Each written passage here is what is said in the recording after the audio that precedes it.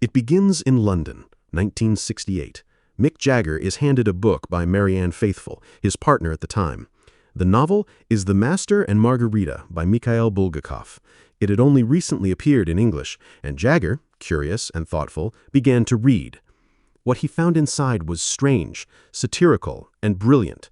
A devil arrives in Moscow. Not a horned caricature, but a cultured foreigner named Woland, who strolls into Soviet society and begins to reveal the rot hiding beneath the surface. This devil doesn't tempt or corrupt. Instead, he exposes what was already there. Bureaucrats obsessed with power, citizens blinded by greed, artists silenced by fear. Woland's tricks, cruel as they seem, are really a mirror.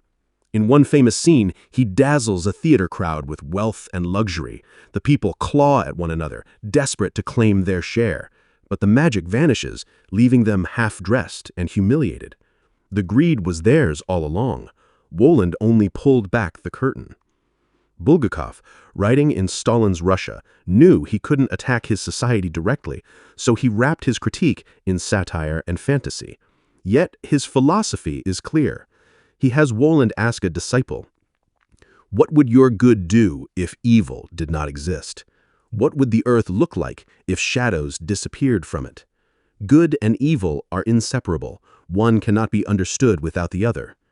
Woland is not there to spread corruption, but to reveal it, and to punish hypocrisy. He rewards honesty, courage, and love. He grants peace to the Master and Margarita, and even releases Pontius Pilate from centuries of torment. The devil in this story is not destruction, he is consequence. For Jagger, the idea was electric. He saw in Bulgakov's devil a way to write about history, violence, and morality without preaching. Out of this came Sympathy for the Devil. When the Stones recorded it that summer, the world first heard a devil who introduced himself not with fire and brimstone, but with charm. "Please allow me to introduce myself. I'm a man of wealth and taste."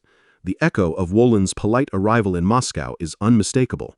The devil is urbane, witty, almost seductive, and because of that, his confessions sting even more.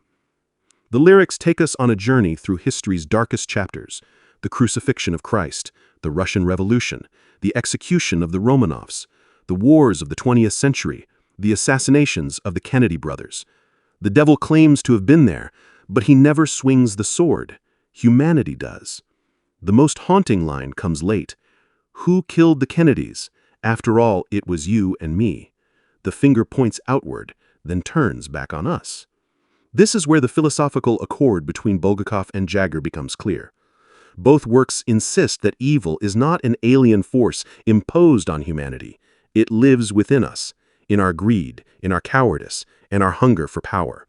Woland doesn't invent evil in Moscow, he reveals it.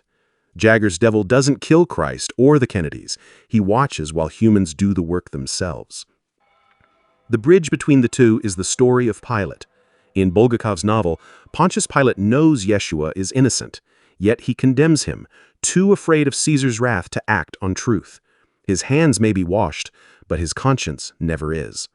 Jagger lifts that moment directly into his lyrics.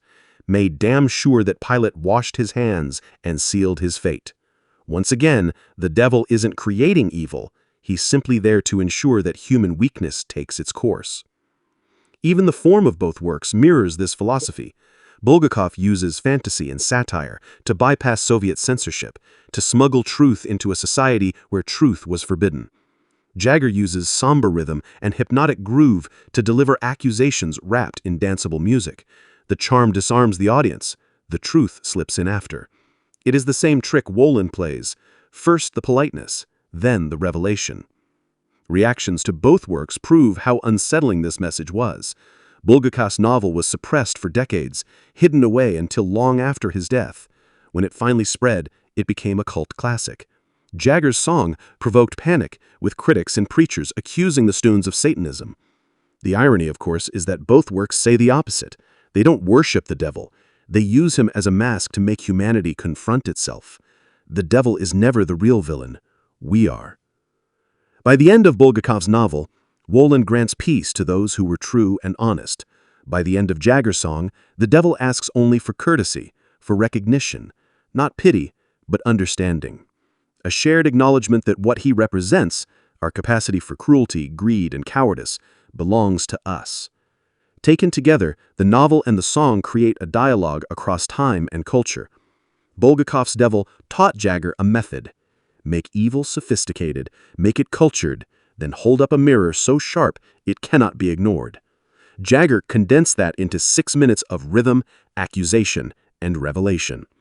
Both works remain urgent because both whispered the same warning. Evil is not an invader, it is a shadow cast by humanity itself. The devil doesn't make us guilty, he simply reminds us that we already are.